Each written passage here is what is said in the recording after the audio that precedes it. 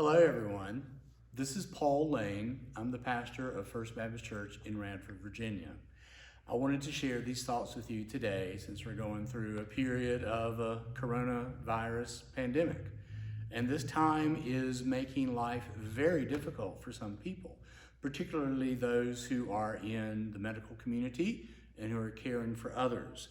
They often are asked to put themselves at risk as they look after other people. And I think we should pray daily for these people as well as others who are having to work extra hard during this time.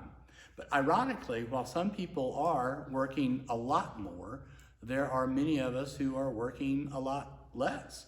And we suddenly find that we have a lot of extra time on our hands, and we sometimes look for something to do to fill up all of those once full hours that now seem kind of empty and nothing to do.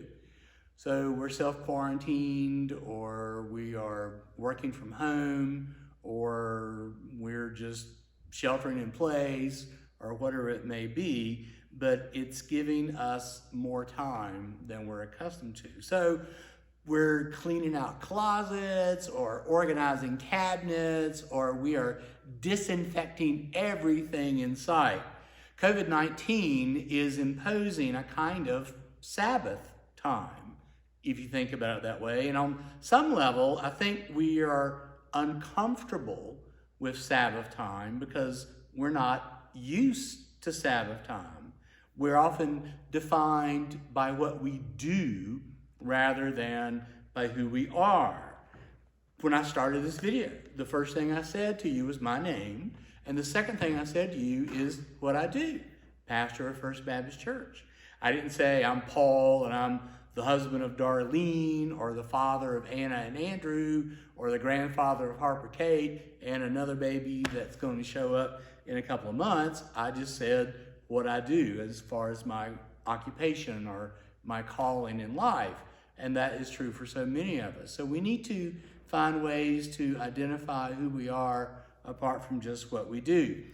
Darlene and I were out of the country on a short vacation a couple of weeks ago. And while we were there, I noticed a sign on the side of the road, and I'm sure it was something designed for tourists. And the sign said, "Live more, work less."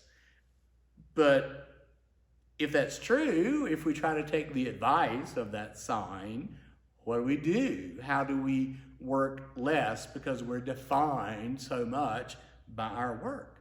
Sabbath is a time to cease doing and to experience being. So maybe Sabbath time is an opportunity for us to discover who we truly are deep down inside of us. In the book of Genesis, we find the beginning of Sabbath. It's part of the creation story. And we find that in Genesis chapter 2, starting in verse 2, by the seventh day, God finished what he had been doing and stopped working. God blessed the seventh day and made it holy because on that day, God rested from all the work he had done. And if we look at Sabbath in the New Testament, there's a wonderful little verse in the Gospel of Mark, chapter 2, and this is Jesus speaking. Then he said to them, "The Sabbath was made for humankind, and not humankind for the Sabbath." For the Jews, Sabbath is day 7 of the week, Saturday. For most Christians, Sabbath is day 1, Sunday. Either way, it is a day set aside from all of the other 6. It is the day that God blessed and made somehow unique out of all the other 6 because God rested from all his work which he had done in creation.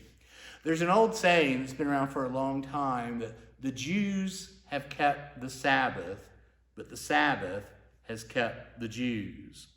Sabbath, or in Hebrew, Shabbat, is the holiest day of the year, and it comes once a week. And for the Hebrew people, Shabbat was the day when there was no work, there was no commerce, no buying and selling. no travel to speak of. They made an effort not to even think about such things, because when we think about work or think about commerce, we start to worry. And Sabbath or Shabbat is the day without worry. It's a glorious day, an enjoyable day, a happy day, a worry-free day. And on Sabbath or Shabbat, it's good to feast. It's good to be with family. It's good to go for a short walk. It's good to worship, to read, to take a nap, and for married couples to enjoy intimacy. Unfortunately, though, back in the 16th century and in the 17th century as well, there were some well-meaning but ill-informed Protestant Christians who managed to take all the joy out of Sabbath. They put laws on the Sabbath and said, you must do this and you can't do that. For example, during that same period, it was widely believed by lots of people that the day on which a child was born was the same day of the week on which that child was conceived.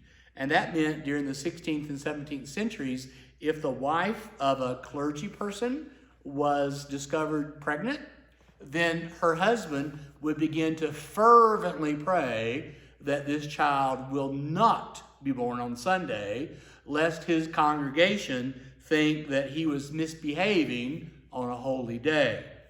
And Martin Luther, the Roman Catholic priest or monk who began the Protestant Reformation, knew the importance of not being legalistic about Sabbath. Martin Luther wrote this: if anywhere the day is made holy for the mere day's sake, then I order you to work on it, to ride on it, to feast on it, to do anything to remove this reproach from Christian liberty. And after all, let's remember that Jesus occasionally got into trouble because he did certain things on the Sabbath that were frowned upon, like healing someone of a non-life-threatening issue that was considered forbidden activity on Shabbat in his day. And that is why Jesus said that this day, Sabbath, is made for humans, not the other way around. And now, in the 21st century, religiously inclined people may attend worship on Sabbath. Schools and some stores tend to be closed on Sabbath, but otherwise, life goes on pretty much as usual.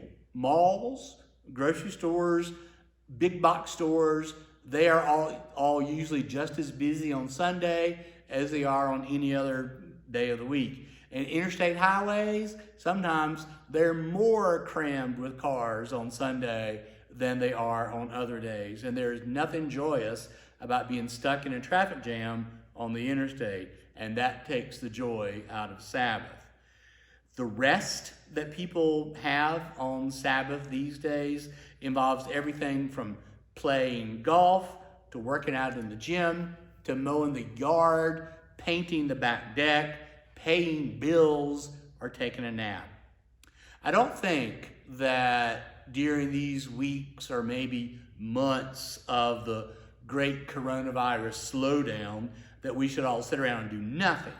But somewhere in between our posting on Facebook, cleaning out the pantry, or searching for that always elusive roll of toilet paper, this is an opportunity that we have to experience some level of Sabbath.